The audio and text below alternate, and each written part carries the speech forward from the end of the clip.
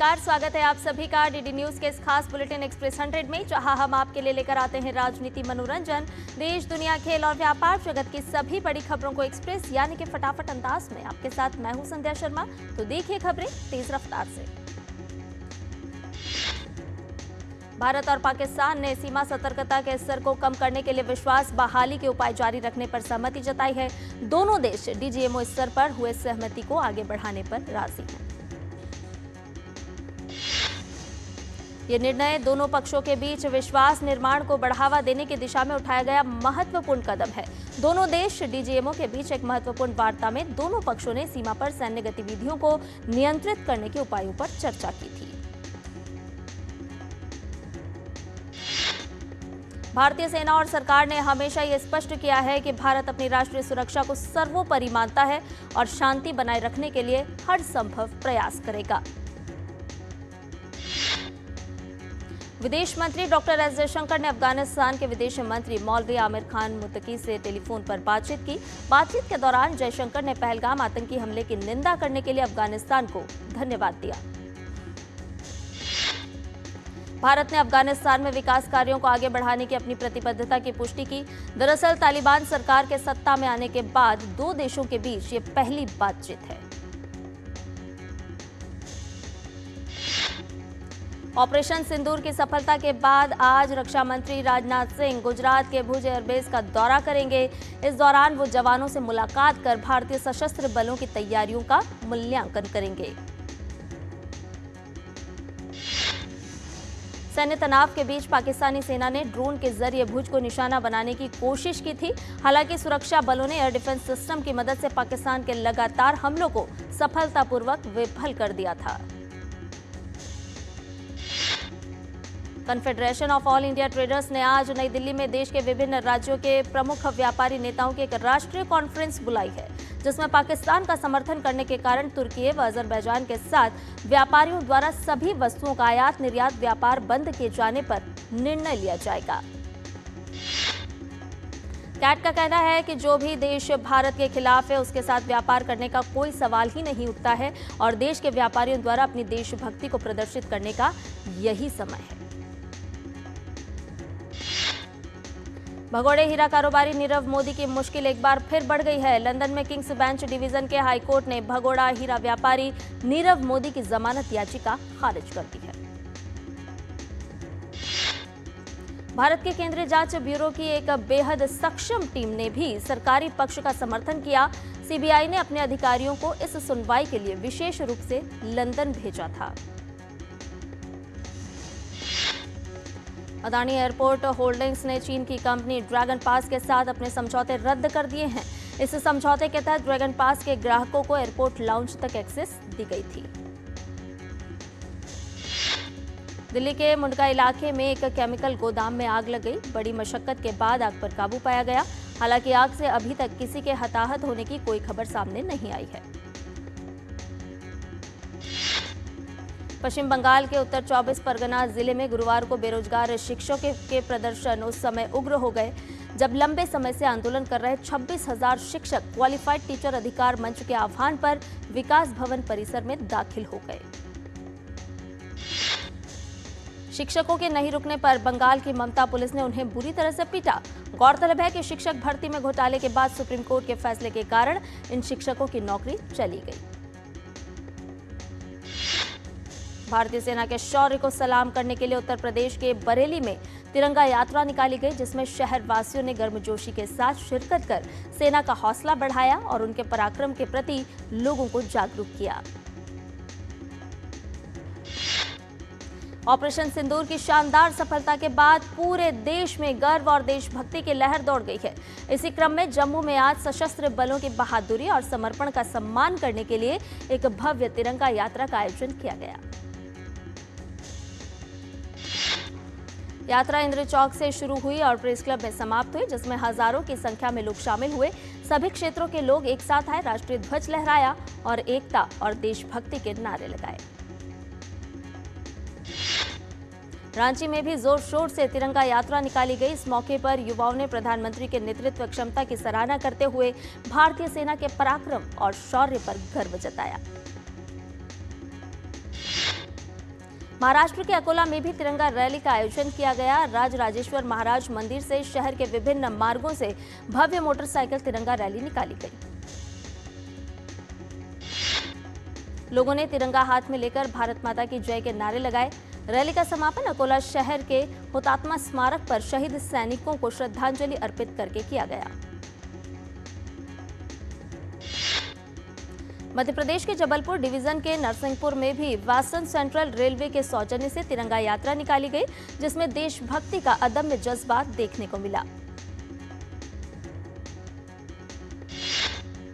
मध्य प्रदेश के भोपाल में भव्य तिरंगा यात्रा निकाली गई। भारतीय सशस्त्र बलों और ऑपरेशन सिंदूर के सम्मान में निकाली गई इस रैली में मध्य प्रदेश के मुख्यमंत्री डॉक्टर मोहन यादव और प्रदेश अध्यक्ष के साथ आम जन ने भी भाग लिया। इस दौरान मध्य प्रदेश के मुख्यमंत्री डॉक्टर मोहन यादव ने कहा कि आतंकवाद के खिलाफ भारतीय सेना की ओर से की गई कार्रवाई को सलाम। उन्होंने कहा, पूरा देश ऑपरेशन सिंदूर का जश्न मना रहा है। इजरायल के रक्षा मंत्रालय के महानिदेशक मेजर जनरल आमिर बराम ने कल रक्षा सचिव राजेश कुमार सिंह से बात की और आतंकवाद के खिलाफ भारत की उचित लड़ाई को इजरायल का पूरा समर्थन देने की बात कही। बीएसपी प्रमुख मायावती ने एक्स पर पोस्ट कर भारतीय सेना के शौर्य को सलाम किया। मायावती ने लिखा, पाकिस्तान में आतंकवादियों के खिलाफ भारतीय सेना के ऑपरेशन सिंदूर के पराक्रम से पूरा देश एकजुट व गौरवान्वित है। समाजवादी पार्टी के सांसद रामगोपाल यादव द्वारा विंग कमांडर व्योमिका सिंह पर दिए गए बयान पर भाजपा नेता प्रवीण खंडेलवाल ने कहा कि रामगोपाल यादव के इस बयान से उनकी मानसिकता झलकती है। इस मुद्दे पर उन्हें देश से माफी मांगनी चाहिए। भोपाल के कर्नल सोफिया कुरैशी पर मध्य प्रदेश के मंत्री कुंवर विजय शाह के बयान पर मध्य प्रदेश के मुख्यमंत्री मोहन यादव ने कहा, कोर्ट ने जो आदेश दिया है उसका पालन हमारी सरकार ने किया है। कोर्ट जैसा कहेगी हम वैसा ही करेंगे।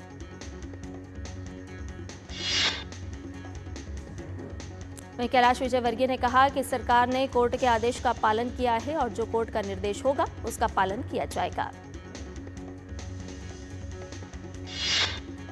कर्नल सोफिया कुरैशी पर कुंवर विजय शाह के बयान पर सपा सांसद अवधेश प्रसाद ने कहा, उन्होंने ऐसा बयान देकर सिर्फ कर्नल का ही नहीं बल्कि हमारी देश की सेना का भी अपमान किया है।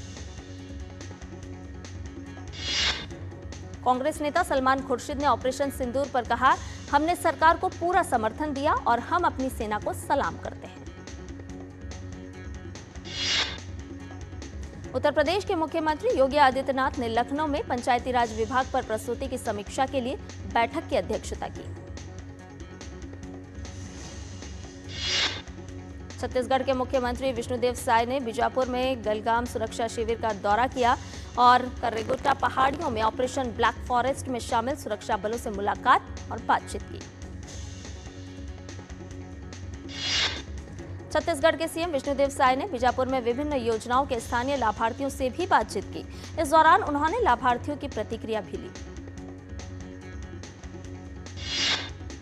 दिल्ली के उपराज्यपाल विनय कुमार सक्सेना ने बारिश के मौसम से पहले जल निकासी व्यवस्था का निरीक्षण करने के लिए आईटीओ का दौरा किया। छत्तीसगढ़ तेलंगाना सीमा पर सुरक्षा बलों द्वारा चलाए गए नक्सल विरोधी अभियान पर सीआरपीएफ कमांडेंट आनंद ने बताया कि हमारे गृह मंत्री अमित शाह ने नक्सलवाद को खत्म करने के लिए मार्च 2026 की एक समय सीमा निर्धारित की है और उसे देखते हुए अब लगातार यहां पर अभियान चलाए जा रहे हैं। भाजपा सांसद रविशंकर प्रसाद ने राहुल गांधी के बिहार दौरे पर कहा, राहुल गांधी नाटक करने में काफी तेज हैं। मैं उनसे कहना चाहूंगा कि आप विपक्ष के नेता हैं। अच्छा होता अगर वे वहां जाकर लोगों के आंसू पोंछते जहां पाकिस्तानियों ने लोगों को चोट पहुंचाई है। जम्मू कश्मीर के मुख्यमंत्री उमर अब्दुल्ला ने जम्मू स्थित सिविल सचिवालय में होटलियर्स एसोसिएशन के साथ बैठक की अध्यक्षता की। जम्मू में केंद्रीय नागरिक उड्डयन मंत्री राममोहन नायडू के जरापू ने जम्मू हवाई अड्डे के नए टर्मिनल भवन के निर्माण की समीक्षा की। केंद्रीय प्रदूषण नियंत्रण बोर्ड के अनुसार राष्ट्रीय राजधानी दिल्ली में हवा की गुणवत्ता खराब श्रेणी में पहुंच गई है। इंडिया गेट के आसपास के क्षेत्र में आज सुबह AQI 249 दर्ज किया गया है। प्रकृति की सुंदरता संजोए पूर्वोत्तर राज्य सिक्किम का आज स्थापना दिवस है। सिक्किम भारत का 22वां राज्य है। 16 मई 1975 को सिक्किम को भारत के पूर्ण राज्य का दर्जा दिया गया था। राष्ट्रपति द्रौपदी मुर्मू ने एक पर सिक्किम के लोगों को राज्य स्थापना दिवस की बधाई दी है। राष्ट्रपति ने कहा कि भारत के सबसे अधिक पर्यावरण के प्रति जागरूक राज्यों में से एक सिक्किम ने प्रकृति के साथ सामंजस्यपूर्ण सह अस्तित्व को प्रदर्शित करते हुए सतत विकास के उल्लेखनीय उदाहरण स्थापित किए हैं। कर्नल सोफिया कुरैशी को लेकर आपत्तिजनक बयान के चलते विवादों में फंसे मध्य प्रदेश के मंत्री विजय शाह की याचिका पर सुप्रीम कोर्ट में आज सुनवाई हो सकती है। चुनाव के राजनीतिक दलों की ओर से मुफ्त सुविधाओं के वादे पर अंकुश लगाने की मांग को लेकर दायर याचिका पर सुप्रीम कोर्ट आज सुनवाई करेगा। एआई और डीप फेक के गलत इस्तेमाल को रोकने के लिए बेहतर व्यवस्था किए जाने की मांग वाली याचिका पर सुप्रीम कोर्ट सुनवाई करेगा। किसानों को बकाये का भुगतान करने के लिए व्यवस्था बनाने की मांग वाली याचिका पर सुप्रीम कोर्ट में आज सुनवाई होगी। महाराष्ट्र के पूर्व लोकसभा सांसद राजू अन्ना शेट्टी ने ये याचिका दायर की है। तमिलनाडु के थुथुकुडी स्थित पेरुंगुलम वेटलैंड में कॉमन कॉट सहित जल पक्षियों का आगमन देखा गया। इस दौरान बड़ी संख्या में लोग उन्हें देखने पहुंच रहे हैं। तमिलनाडु के नीलगिरी स्थित उदगमंडलम के वनस्पति उद्यान में 127वीं पुष्प प्रदर्शनी शुरू हुई। इस दौरान रंग बिरंगे हजारों फूलों को देखने के लिए सैकड़ों लोग जुटे। बेंगलुरु में कई दिनों से बारिश हो रही है। शहर में कल भारी बारिश के बाद जलभराव हुआ, जिससे लोगों को आवाजाही में दिक्कतों का सामना करना पड़ा। कोलकाता में अंतर्राष्ट्रीय संग्रहालय दिवस 2025 से पहले बिड़ला औद्योगिक एवं प्रौद्योगिकी संग्रहालय को तिरंगे के रंग वाली लाइटों से सजाया गया।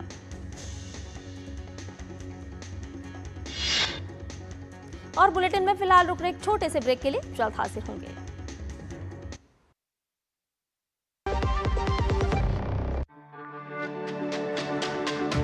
मेरी पसंद, मेरी पसंद,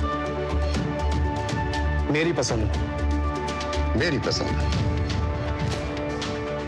हमारी पसंद, हम सबकी पसंद। मजबूत देश का मजबूत सरिया हो गया स्टील। ये वाला दिखाना गया तेरा प्राइस मनी। कुछ इन्वेस्टमेंट भी कर लेती, आते समय कर लिया मोबाइल से। कहाँ? गवर्नमेंट सिक्योरिटीज में। हाँ, RBI retail direct mobile app है ना। रिटेल डायरेक्ट स्कीम द्वारा इन्वेस्टमेंट यानी मैच्योरिटी पे guaranteed returns, no brokerage, no hidden fees. मान गए? आपको नहीं, ऐप को। आरबीआई कहता है जानकार बनिए, सतर्क रहिए। और ब्रेक के बाद एक्सप्रेस 100 में आपका एक बार फिर से स्वागत है। आइए बाकी की खबरों को भी जान लेते हैं फटाफट अंदाज में। भारत के स्टार्टअप इकोसिस्टम को बढ़ावा देते हुए उद्योग एवं आंतरिक व्यापार संवर्धन विभाग ने 187 स्टार्टअप को आयकर अधिनियम की संशोधित धारा 80 IAC के तहत आयकर छूट के लिए मंजूरी दी है। ये योजना उभरते व्यवसायों को उनके प्रारंभिक वर्षों में समर्थन देने, इनोवेशन को बढ़ावा देने, रोजगार सृजन और धन सृजन को प्रोत्साहित करने के लिए बनाई गई है। अप्रैल 2030 से पहले शामिल किए गए स्टार्टअप अब छूट के लिए आवेदन करने के पात्र हैं, जिससे नए उद्यमों को इस वित्तीय राहत के लिए अधिक समय और अवसर मिलेगा। दिल्ली मेरठ नमो भारत कॉरिडोर के तहत सराय काले खां स्टेशन को जंगपुरा स्टैबलिंग यार्ड से जोड़ने की दिशा में एक और महत्वपूर्ण उपलब्धि हासिल हुई है। आरबीआई के केंद्रीय बोर्ड ने अपने आर्थिक पूंजी ढांचे की समीक्षा की है। इस समीक्षा के आधार पर ही सरकार को लाभांश दिया जाएगा। आरबीआई ने 2023-24 के लिए सरकार को रिकॉर्ड 2.1 लाख करोड़ का लाभांश दिया था।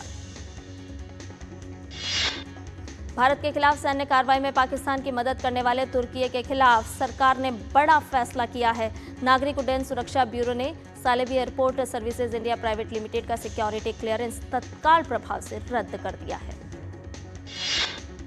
यमुना एक्सप्रेसवे औद्योगिक विकास प्राधिकरण के सीईओ अरुणवीर सिंह ने कहा कि उत्तर प्रदेश के ग्रेटर नोएडा में सेमीकंडक्टर यूनिट से 2000 लोगों को प्रत्यक्ष रोजगार मिलेगा। राष्ट्रीय सहकारी चीनी कारखाना महासंघ के मुताबिक भारत का चीनी का अंतिम भंडार 48 से 50 लाख टन रहने का है अनुमान।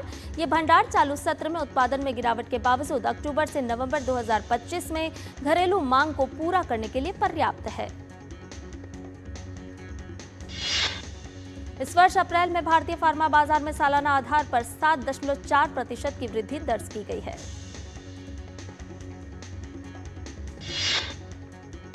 वाणिज्य मंत्रालय द्वारा जारी किए गए आंकड़ों के अनुसार माल और सेवाओं सहित भारत का कुल निर्यात अप्रैल 2025 में तेजी से बढ़कर 73.80 बिलियन अमेरिकी डॉलर हो गया है।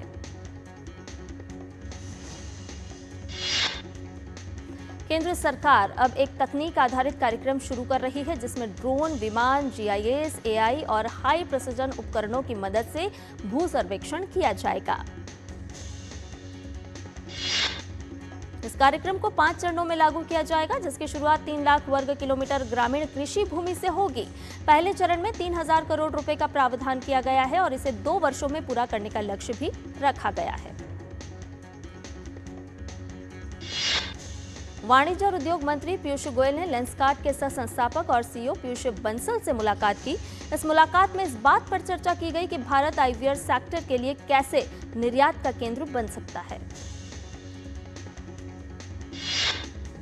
मध्य प्रदेश की डॉक्टर मोहन सरकार को हाल में निवेशकों से 7,935 करोड़ रुपए के निवेश प्रस्ताव प्राप्त हुए हैं। इससे 18,975 नए रोजगार सृजित होंगे। National stock exchange of India यानी कि एनएसई ने एक महत्वपूर्ण उपलब्धि हासिल की है। एनएसई 1 लाख से अधिक शेयर धारकों के साथ भारत की सबसे बड़ी गैर सूचीबद्ध कंपनी बन गई है। ये उपलब्धि के साथ एनएसई देश की चुनिंदा कंपनियों में एक बन गई है। अमेरिकी राष्ट्रपति डोनाल्ड ट्रंप अपनी 4 दिवसीय पश्चिम एशिया यात्रा के आखिरी दिन यूएई पहुंचे। राष्ट्रपति ट्रंप ने कहा कि हम इस यात्रा पर रिकॉर्ड बना रहे हैं। इस यात्रा से अमेरिका में बहुत सारा निवेश वापस ला रहे हैं। भारत पाकिस्तान के बीच सैन्य कार्रवाई पर रोक को लेकर अमेरिका के राष्ट्रपति डोनाल्ड ट्रंप ने चौंकाने वाली बात कही है। कतर में डोनाल्ड ट्रंप ने मध्यस्थता के बयान से पलटते हुए कहा कि मैंने दोनों देशों के बीच तनाव को शांत करने में मदद की थी। रूस और यूक्रेन के बीच इस्तांबुल में शांति वार्ता आज होगी। यूक्रेन के राष्ट्रपति वोलोदिमीर ज़ेलेंस्की इस्तांबुल में रूस के साथ शांति वार्ता में शामिल नहीं होंगे। ज़ेलेंस्की ने रक्षा मंत्री रुस्तेम उमेरोव के नेतृत्व में प्रतिनिधिमंडल भेजने का फैसला किया है। उन्होंने अंकारा में संवाद के लिए यूक्रेन की प्रतिबद्धता दोहराई, लेकिन रूस के इरादों पर संदेह प्रकट किया। अमेरिकी विदेश मंत्री मार्को रूबियो भी बहुप्रतीक्षित शांति वार्ता में शामिल नहीं होंगे। उन्होंने कहा कि जब तक अमेरिकी राष्ट्रपति ट्रंप और रूस के राष्ट्रपति व्लादिमीर पुतिन आमने सामने नहीं मिलते, तब तक किसी वास्तविक प्रगति की संभावना नहीं है। यूक्रेन के साथ सीधी बातचीत फिर शुरू करने के लिए रविवार को रूस के राष्ट्रपति व्लादिमीर पुतिन के प्रस्ताव के बाद इस्तांबुल वार्ता हो रही है, लेकिन बाद में रूस ने कहा था कि राष्ट्रपति पुतिन वार्ता में शामिल नहीं होंगे। इसके बजाय रूस राष्ट्रपति के सहयोगी व्लादिमीर मेडिंस्की को भेजेगा। इस्तांबुल बैठक 2022 में यूक्रेन और रूस के बीच संघर्ष शुरू होने के बाद पहली सीधी वार्ता है। चीन की कंपनी टिकटॉक एक बार फिर विवादों में है। यूरोपीय संघ ने गुरुवार को टिकटॉक पर डिजिटल नियमों के उल्लंघन का आरोप लगाया है। ईयू का आरोप है कि टिकटॉक में विज्ञापनों को लेकर पर्याप्त पारदर्शिता नहीं है। इंडोनेशिया की सेना ने पापुआ के अपने सुदूर पूर्वी क्षेत्र में एक अभियान के दौरान 18 पापुआ अलगाववादियों को मार गिराया है। इसमें 3 नागरिक भी मारे गए हैं। गाजा में इजराइल लगातार हमास के ठिकानों पर हमला कर रहा है। गाजा के खान यूनुस में रात भर हुए हवाई हमलों में करीब 50 से अधिक लोग मारे गए। भारी बमबारी लगातार दूसरी रात भी जारी रही। खेलो इंडिया यूथ गेम्स 2025 का रंगारंग कार्यक्रम के साथ सफल समापन हुआ। इस भव्य आयोजन में खिलाड़ियों की अब तक की सबसे बड़ी हिस्सेदारी देखने को मिली। खेलो इंडिया यूथ गेम्स के समापन समारोह में बिहार के उप मुख्यमंत्री सम्राट चौधरी और केंद्रीय युवा एवं खेल राज्य मंत्री रक्षा निखिल खड़से ने खिलाड़ियों का उत्साहवर्धन किया। बिहार में पहली बार खेलो इंडिया यूथ गेम्स का आयोजन किया गया था। महाराष्ट्र पदक तालिका में शीर्ष पर रहा, वहीं बिहार ने अपना सर्वश्रेष्ठ प्रदर्शन किया। भारतीय जावलिन थ्रोअर नीरज चोपड़ा आज दोहा डायमंड लीग में लेंगे हिस्सा। साल 2025 में ये नीरज का पहला बड़ा इवेंट है। नीरज चोपड़ा की नए कोच चेक रिपब्लिक के पूर्व दिग्गज जावलिन थ्रोअर यान ज़ेलेज़नी के साथ नई साझेदारी भी शुरू होगी। खेलो इंडिया बीच गेम्स का आयोजन 19 से 24 मई तक दीव, दादर, नागर हवेली और दमन में किया जाएगा। इन खेलों में देश भर के लगभग 1000 एथलीट हिस्सा लेने वाले हैं। रॉयल चैलेंजर्स बेंगलुरु के कप्तान रजत पाटीदार उंगली की चोट से उबर चुके हैं और उन्होंने दोबारा बल्लेबाजी शुरू कर दी है। उन्हें चोट से उबरने में 10 दिन का समय लगा। लखनऊ सुपर जॉयंट्स के तेज गेंदबाज Mayank Yadav Indian premier league 2025 से बाहर हो गए हैं। मयंक की पीठ में फिर से चोट लग गई है। बेन स्टोक्स का कहना है कि वे जिम्बाब्वे और भारत के खिलाफ होने वाली टेस्ट सीरीज में इंग्लैंड के लिए एक ऑलराउंडर की भूमिका बखूबी निभा सकते हैं। स्टोक्स पिछले 5 महीने से चोट से उबर रहे थे और मैदान से दूर थे। कोको गॉफ ने इटालियन ओपन के फाइनल में जगह बना ली है। सेमीफाइनल में हुए एक मैराथन मुकाबले में गॉफ ने झेंग शिनवेन को मात दी। जैस्मिन पाओलिनी इटालियन ओपन के फाइनल में पहुंच गई हैं। पाओलिनी पिछले एक दशक में इटालियन ओपन के फाइनल में पहुंचने वाली पहली इटालियन महिला हैं। दुनिया के नंबर 1 टेनिस खिलाड़ी यानिक सिनर ने इटालियन ओपन के सेमीफाइनल में जगह बना ली है।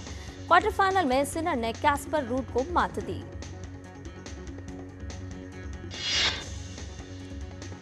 बार्सिलोना के प्रशंसकों ने टीम के 28वीं बार ला लीगा जीतने का जमकर जश्न मनाया। बार्सिलोना ने एस्पेन्योल को 2-0 से मात देकर लीग के शीर्ष पर 7 अंक की बढ़त बना ली और उनका ला लीगा चैंपियन बनना तय हो गया। इस साल कान फिल्म फेस्टिवल में 5 भारतीय फिल्में दिखाई जाएंगी।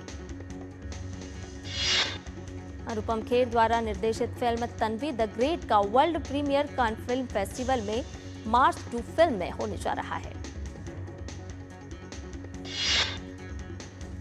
अरण्यर दिन रात्रि बंगाली फिल्म अरण्यर दिन रात्रि भी कान में दिखाई जाएगी। सत्यजीत रे द्वारा निर्देशित इस फिल्म का वर्ल्ड प्रीमियर होगा।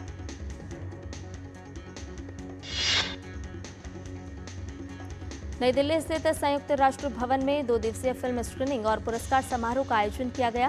फेस्टिवल अपने 20 वर्षों का उत्सव मना रहा है। पुरस्कार समारोह के साथ ही गोवा में होने वाले अगली purple international week air film festival की घोषणा की गई, जो पर्पल फेस्टिवल के दौरान आयोजित किया जाएगा। करण जौहर ने फिल्म होमबाउंड का पोस्टर जारी किया। 21 मई को कान फिल्म फेस्टिवल में प्रीमियर होगा। जैकलिन फर्नांडिस और रनील Nitin Mukesh starrer musical drama series Hai Junoon आज OTT पर स्ट्रीम होगी। राजकुमार राव और वामिका गब्बी की फिल्म भूल चूक माफ अब 23 मई को सिनेमाघरों में रिलीज होगी। इसाबेल कैफ और पुलकित सम्राट की फिल्म सुस्वागतम खुशामदीद आज होगी रिलीज। 27 जून को web series squid game 3 OTT पर स्ट्रीम होगी। फैंस को इस सीरीज का बेसब्री से इंतजार है। वेब सीरीज स्पेशल ऑप्स के दूसरे सीजन का ऐलान हो गया है। इसमें एक्टर के मेनन एक बार फिर से पर्दे पर रॉ अफसर हिम्मत सिंह का किरदार निभाते नजर आएंगे। श्रेयस तलपड़े और तुषार कपूर की हॉरर कॉमेडी फिल्म कपकपी 23 मई को रिलीज होगी।